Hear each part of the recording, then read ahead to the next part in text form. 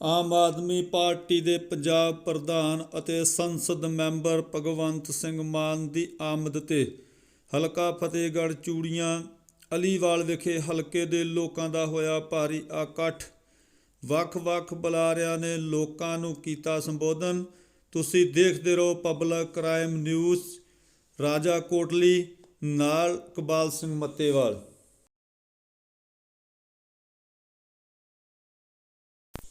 ਹਲਕਾ ਫਤਿਹਗੜ੍ਹ ਚੂੜੀਆਂ ਪਹੁੰਚਣ ਤੇ ਹਲਕਾ ਇੰਚਾਰਜ ਬਲਬੀਰ ਸਿੰਘ ਪੰਨੂ ਮਾਨ ਸਾਹਿਬ ਦਾ ਸਵਾਗਤ ਕਰਦੇ ਹੋਏ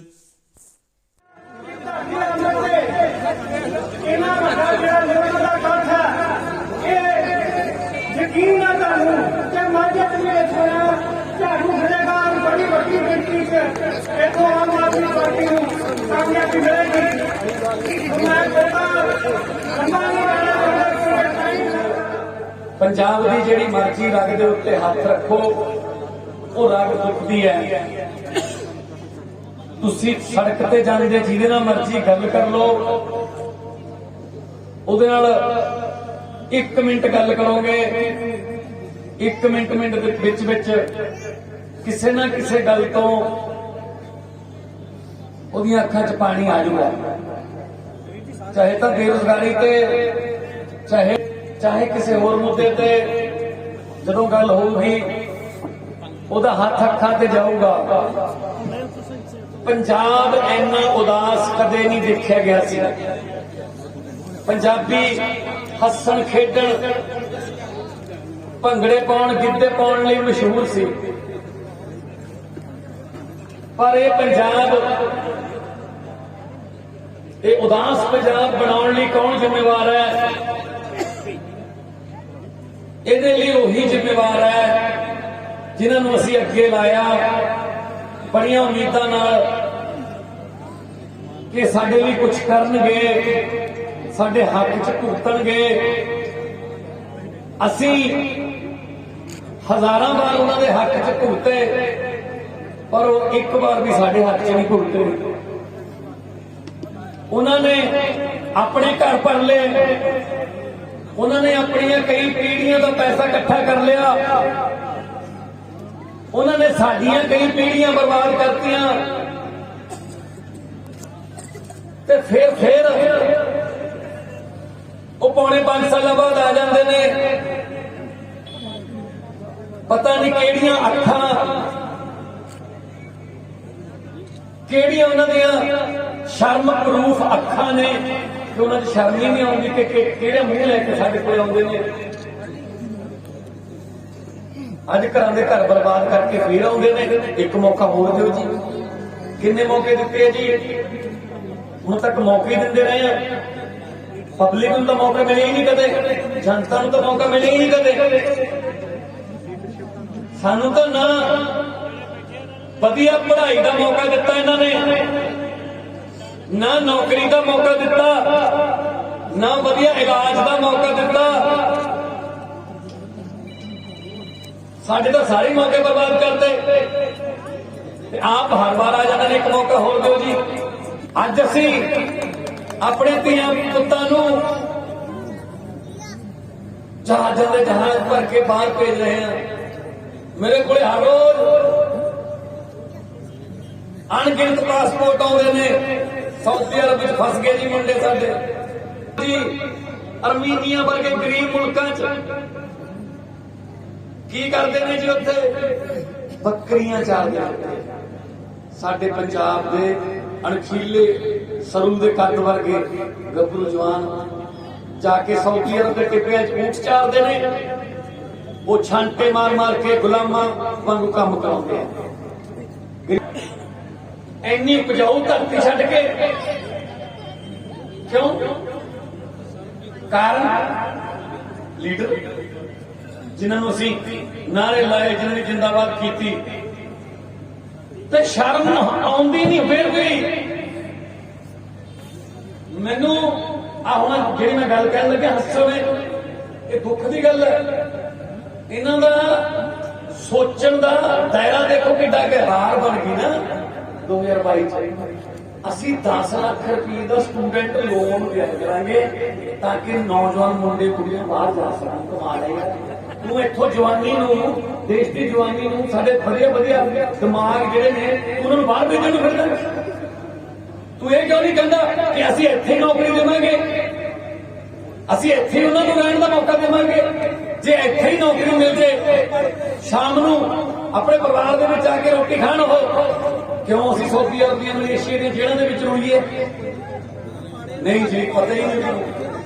ਆਪਦੇ ਤਾਂ ਉਹਨਾਂ ਨੇ ਮਹਿਲ ਛੱਤ ਲਏ, ਆਪਦੇ ਤਾਂ ਉਹਨਾਂ ਨੂੰ ਇਹ ਨਹੀਂ ਪਤਾ ਕਿ ਕਿੰਨੇ ਪੈਸੇ ਸਾਡੇ ਕੋਲੇ।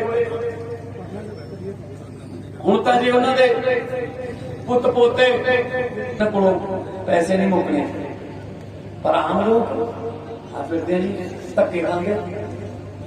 ਜਦੋਂ ਰਾਜੇ ਮੌਜਾਂ ਕਰਨ, ਹਾਕਮ ਮੌਜਾਂ ਕਰਨ ਤੇ ਲੋਕ ਭੁੱਖੇ ਮਰਨ, ਇਹ ਜ਼ਿਆਦਾ ਦੇਰ ਨਹੀਂ ਚੱਲਦਾ ਹੁੰਦਾ। ਇਹ ਗਦਾਫੀਆਂ ਤੋਂ ਵੱਡੇ ਨਹੀਂ ਹੈਗੇ, ਇਹ ਸਦਾਮ ਹੁਸੈਨਾਂ ਤੋਂ ਵੱਡੇ ਨਹੀਂ ਹੈਗੇ। ਮੈਂ ਕਿਹਾ ਸੀ,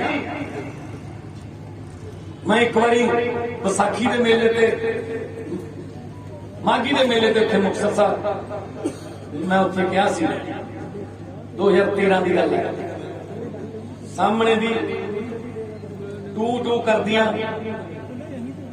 ਗੱਡੀਆਂ ਦਾ ਕਾਫਲਾ ਲੰਘਿਆ, ਸਾਨੂੰ ਸਪੀਚ ਮੈਨੂੰ ਰੋਕਣੀ ਪਈ ਕਿਉਂਕਿ ਬਹੁਤ ਜ਼ਿਆਦਾ ਖੜਕਾ ਸ਼ੋਰ ਸ਼ਰਾਬਾ ਹੋਇਆ। ਮੈਂ ਕਿਹਾ ਜੀ ਕੌਣ ਹੈ? ਕਹਿੰਦੇ ਜੀ ਸੁਖਬੀਰ ਬਾਦਲ ਤੇ ਮਜੀਠੀਆ ਲੰਘ ਰਹੇ ਨੇ। ਮੈਂ ਕਿਹਾ ਕੋਈ ਗੱਲ ਨਹੀਂ,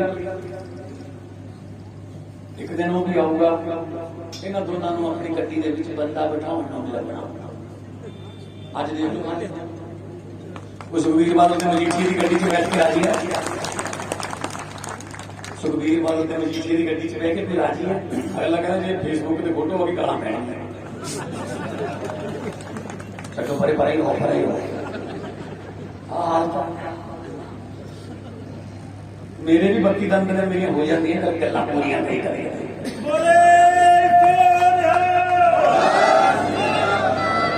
ਇਹ ਸਦਾ ਨਹੀਂ ਰਹਿੰਦੀਆਂ ਚੜਾਈਆਂ, ਇਹ ਸਦਾ ਨਹੀਂ ਰਹਿੰਦੀਆਂ ਚੜਾਈਆਂ। परमात्मा को डर के रहना चाहिए। वक्त बहुत बड़ी चीज है। ये वक्त ये राजा तो भीख मंगा दिंदा है, ये वक्त ये भिखारियां दे सिर ते ताज टिका दिंदा है। ये वक्त बहुत बड़ी चीज है। सो वीरो पाप कीते इन्होंने, पाप माफिया नाल नहीं चलना काम। गलती की माफी हो सकती है, पाप की माफी, पाप की सजा मिलती है। गुरु साहब की बेअदबी हुई, राज इन्हां दा सी, बादलों का, प्यो पुत्तां दा, मुक्कर गए, आप ही अपने विरुद्ध जांच नहीं कराई, कराउण दी किवें? ਉਹ ਫਿਰਦੇ ਰੁੜਦੇ ਸਾਰਾ ਟੱਬਰ। ਉਹ ਦੂਜਾ ਪਟਿਆਲੇ ਦਾ ਰਾਜਾ, ਉਹਨੇ ਗੁਟਕਾ ਸਾਹਿਬ ਨੂੰ ਮੱਥੇ ਨਾਲ ਲਾ ਕੇ ਸਹੁੰ ਖਾਦੀ, ਮੈਂ ਉਹਨੂੰ ਸਜ਼ਾ ਦੇ ਦੂੰਗਾ। ਉਹਨੇ ਸਜ਼ਾ ਨਹੀਂ ਦਿੱਤੀ, ਉਹ ਵੀ ਰਲ ਗਿਆ ਨਾਲ। ਉਹ ਫਿਰ ਜਾਊਗੀ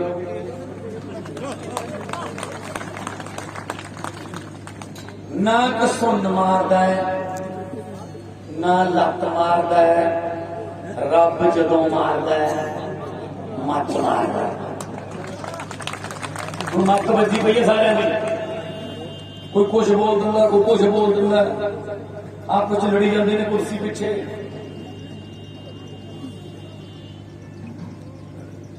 आगे धरती ते हुण दिल्ली दे विच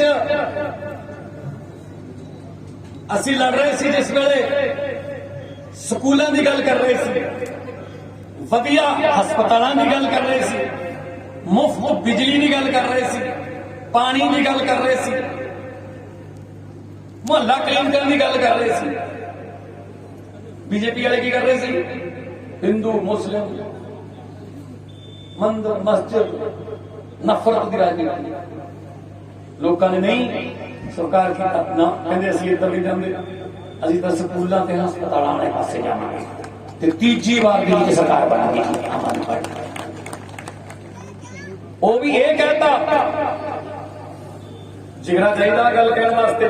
ਅਰਵਿੰਦ ਕੇਜਰੀਵਾਲ ਜੀ ਨੇ ਇਹ ਕਿਹਾ ਦਿੱਲੀ ਦੇ ਲੋਕਾਂ ਨੂੰ ਮਹੀਨਾ ਪਹਿਲਾਂ ਵੋਟਾਂ ਪਾਓ ਕਿ ਜੇ ਮੇਰੇ 5 ਸਾਲ ਦੇ ਕੰਮ ਚੰਗੇ ਲੱਗੇ ਨੇ ਵੋਟਾਂ ਪਾ ਦਿਓ, ਨਹੀਂ ਨਾ केजरीवाल तेरी सोच दे सरदार भगवंत सिंह मान तेरी सोच दे।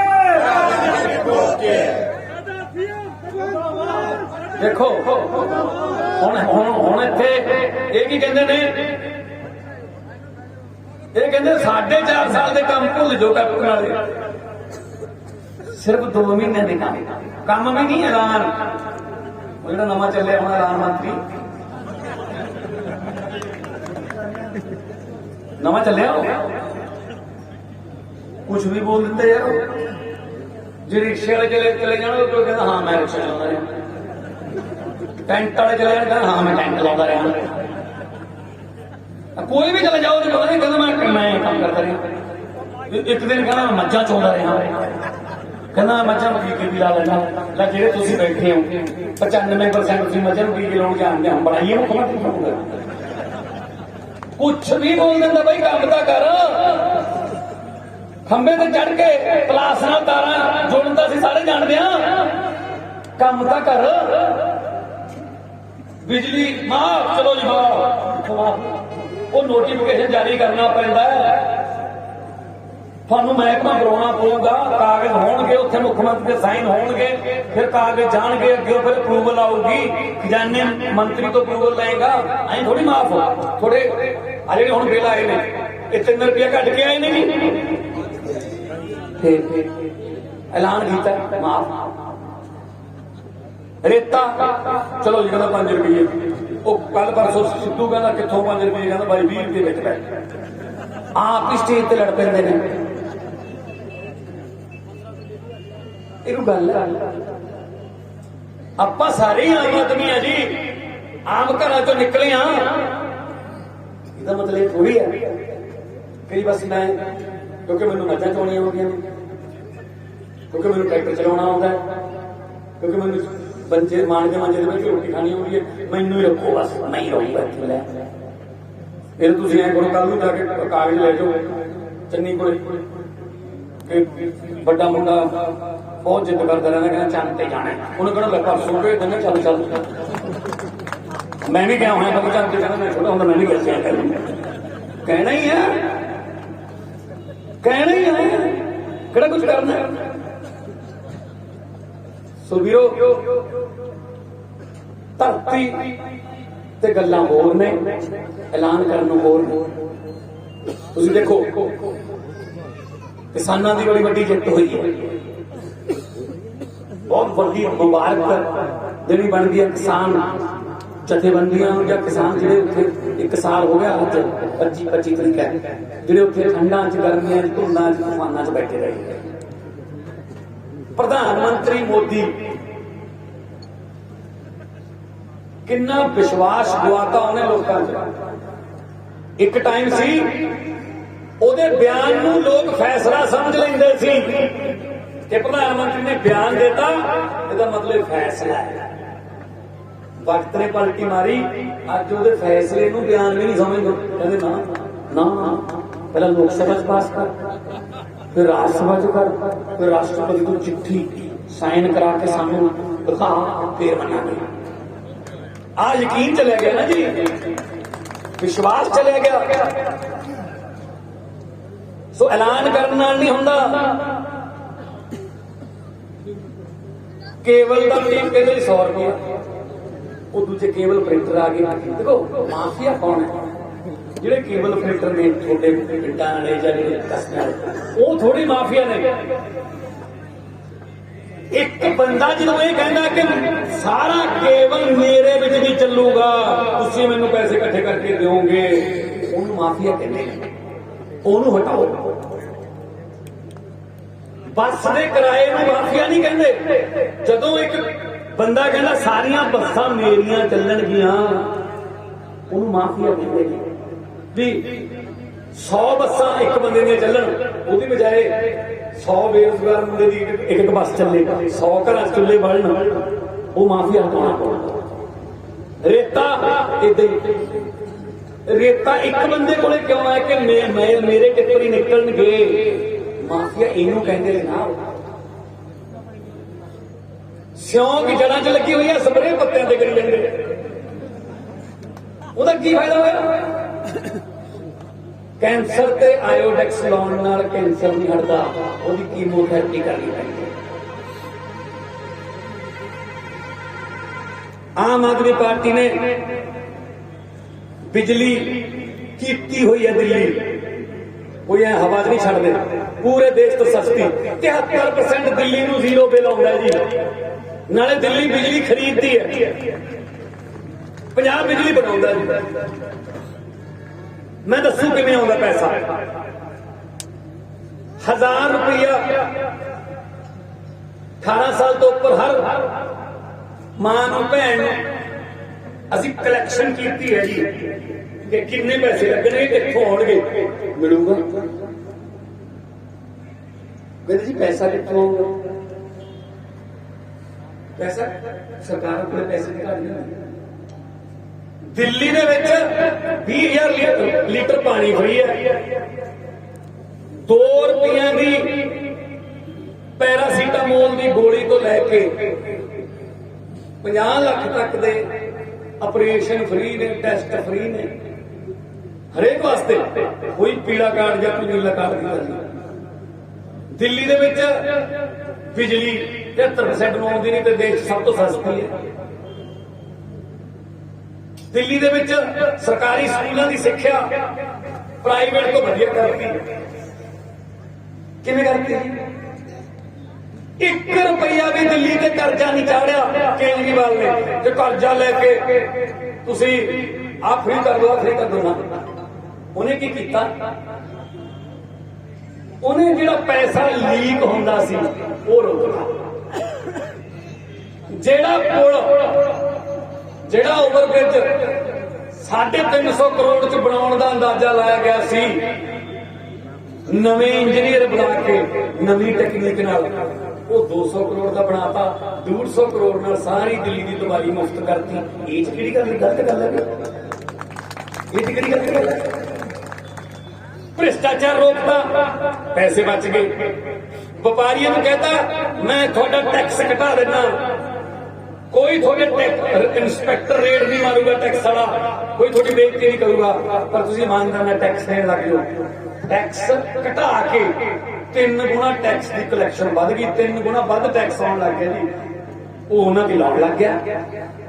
ਐ ਹੁੰਦਾ ਜੀ ਕਿਉਂਕਿ ਕੇਜਰੀਵਾਲ IRS ਅਫਸਰ ਹੈ, ਇਨਕਮ ਟੈਕਸ ਦਾ ਕਮਿਸ਼ਨਰ ਰਿਹਾ, ਉਹਨੂੰ ਪਤਾ ਪੈਸਾ ਕਿੱਥੋਂ ਆਪਰੇਟ ਕਰਨਾ, ਕਿੱਥੇ ਜਨਰੇਟ ਕਰਨਾ, ਇਹ ਸਭ ਪਤਾ ਹੈ। ਆ ਰੇਤੇ ਵਾਲਾ, ਆ ਟਰਾਂਸਪੋਰਟ ਵਾਲਾ, ਕੇਬਲ ਵਾਲਾ, ਐਕਸਾਈਜ਼ ਵਾਲਾ, ਲੈ ਇਹ ਬੰਦ ਕਰ ਦੋ, ਤੁਸੀਂ ਦੇਖਿਓ ਪੰਜਾਬ ਦਾ ਖਜ਼ਾਨਾ ਡੁੱਲ ਡੁੱਲ ਕੇ ਪਊਗਾ। ਜੇ ਲੋਕਾਂ ਦੇ ਟੈਕਸ ਦਾ ਪੈਸਾ ਲੋਕਾਂ ਨੂੰ ਕਿਸੇ ਨਾ ਕਿਸੇ ਰੂਪ 'ਚ ਵਾਪਸ ਮਿਲਣ ਲੱਗ ਜੇ,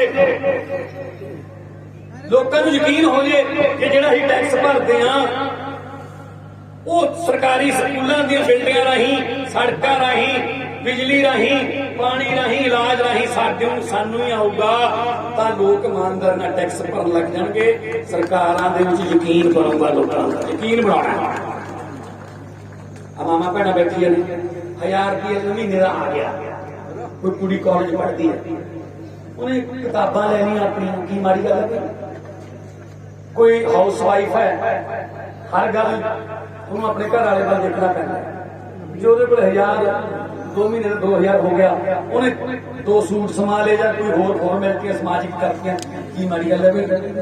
ਚੱਲ ਕਿਤੇ ਐਮਰਜੈਂਸੀ 'ਚ ਕੰਮ ਆ ਜੂ, ਜਵਾਕ ਦੀ ਫੀਸ ਭਰ ਦਾਂਗੇ, ਕਹਿੰਦੇ ਕੋਈ ਹਸਪਤਾਲ ਜਾਣਾ ਪੈ ਜਾਂਦਾ। ਇਹਦਾ ਕੀ ਹੈ, ਥੋੜਾ ਜਿਹਾ ਕਾਨ ਆਉਂਦੇ ਵੀ ਆ ਦੋਸਤਾਂ ਦੇ ਲਾਭ ਲੈ ਕੇ ਹੋ ਜਾਂਦਾ, ਚਲੋ ਹੁੰਦਾ ਹੱਕ ਹੁੰਦੀ ਹੈ, ਰੱਖ ਲੈ ਲੱਗ। ਇਹਨਾਂ ਨੂੰ ਕਿਹੜਾ ਪਤਾ ਸੀ ਵੀ ਆਹ ਬਣਾ ਵਰਤੂ? ਰਾਤੋਂ ਰਾਤ ਮੋਦੀ ਨੇ ਨੋਟ ਬਦਲਤੇ। ਸਵੇਰ ਨੂੰ ਨਾ ਦੱਸਣ ਜੋਗੀਆਂ ਨਾ ਰੱਖਣ ਜੋਗੀਆਂ,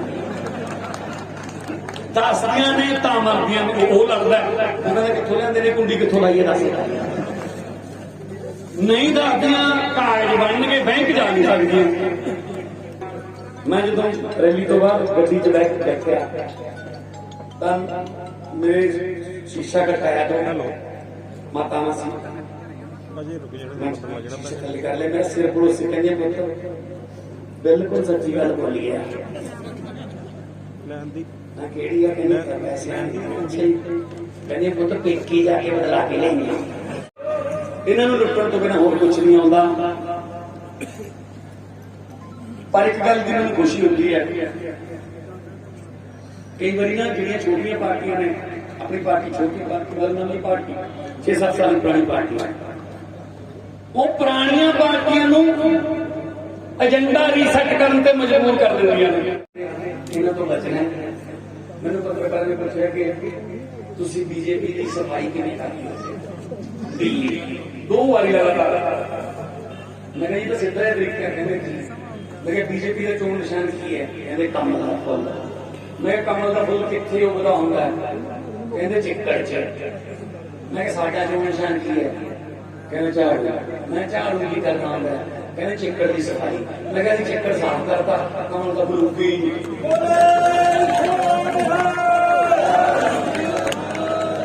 ਇਹ ਰਾਜਨੀਤੀ ਕਰਦੇ ਕੀ ਸਾਫ਼ ਕਰੋ। ਟੀਚਰ ਨੇ ਜਿਹੜੇ ਡਿਗਰੀਆਂ ਕਰਕੇ ਵੀ ਮਤਲਬ ਜਿਹਨਾਂ ਨੂੰ ਭੁੱਖੇ ਮਰਨਾ ਪੈ ਰਿਹਾ, ਡਾਂਗਾ ਖਾਣੀਆਂ ਪੈ ਰਹੀਆਂ, ਪਰਸੋਂ ਨੂੰ ਮੋਹਾਲੀ ਦੇ ਵਿੱਚ ਅਰਜ਼ੀ ਕੀਤੀ। ਆਪਣੇ ਵੱਲੋਂ ਕੀ ਕਹਿਣਾ ਚਾਹੋਗੇ? ਇਹ ਜਿਹੜਾ ਕਿ ਪੂਰਾ ਹੋ ਜਾਏਗਾ, ਸਭ ਕੁਝ ਪੂਰਾ ਹੋਊਗਾ ਜੀ, ਬਿਨਾਂ ਕਿਸੇ ਤੱਥਾਂ ਨੂੰ ਫਰੋਲੇ ਬਿਨਾਂ। ਉਸ ਤੋਂ ਬਾਅਦ ਪੂਰੀ ਕੈਲਕੂਲੇਸ਼ਨ ਕਰੇ ਬਿਨਾਂ ਅਸੀਂ ਅਨਾਉਂਸ 1000 ਰੁਪਇਆ ਦਿੱਲੀ 'ਚ ਨਹੀਂ ਦਿੱਤਾ ਜਾ ਰਿਹਾ। ਕਰ ਦੇਣੀ। ਭਗਵੰਤ ਮਾਨ ਆਪਣੇ ਵੱਲੋਂ ਕੀ ਕਹਿਣਾ ਚਾਹੁੰਦਾ?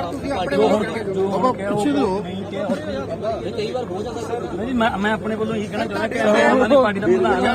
ਜਿੱਥੇ ਵੀ ਮੇਰੀ ਡਿਊਟੀ ਲੱਗੂਗੀ ਮੈਂ ਪਾਰਟੀ ਦੇ ਪ੍ਰਚਾਰ ਵਾਸਤੇ ਜਾਊਂਗਾ। ਇਸ ਤੋਂ ਪਹਿਲਾਂ ਪੱਟੀ ਸੀ, ਅੱਜ ਮੈਂ ਫਤਿਹਗੜ੍ਹ ਪਰਸੋਂ ਨੂੰ ਸੀਐਮ ਸਾਹਿਬ ਆ ਰਹੇ ਨੇ। ਉਹ ਤੋਂ ਬਾਅਦ 29 ਤਰੀਕ ਨੂੰ ਪਾਰਲੀਮੈਂਟ ਚੱਲੂਗੀ। ਮੈਂ ਲੋਕ ਸਭਾ ਦਾ ਮੈਂਬਰ ਹਾਂ। ਉੱਥੇ ਕਿਸਾਨੀ ਦੇ ਬਿੱਲਾਂ ਨੂੰ ਰੀਪੀਲ ਕਰਨ ਵਾਸਤੇ ਲਿਆਂਦਾ ਜਾਊਗਾ। ਅਸੀਂ MSP ਦੀ ਗਰੰਟੀ ਜਿਹੜੀ ਹੈ ਉਹਦਾ ਬਿੱਲ ਲੈ ਕੇ ਆਉਣ ਵਾਸਤੇ ਮੰਗ ਕਰਾਂਗੇ। 750 ਦੇ ਕਰੀਬ ਜਿਹੜੇ ਕਿਸਾਨ ਸ਼ਹੀਦ ਹੋਏ ਉਹਨਾਂ ਨੂੰ ਸ਼ਰਧਾਂਜਲੀ ਦੀ ਮੰਗ ਕਰਾਂਗੇ। ਤੇ ਜਿਹੜੀ ਅਨਾਪ ਸ਼ਨਾਪ ਮੰਤਰੀ ਜਿਹੜੇ ਕਿਸਾਨਾਂ ਦੇ ਵਿਰੁੱਧ ਬੋਲੇ ਨੇ ਉਹਦੇ ਤੋਂ ਮਾਫੀ ਦੀ ਮੰਗ ਕਰਾਂਗੇ। ਸਾਡਾ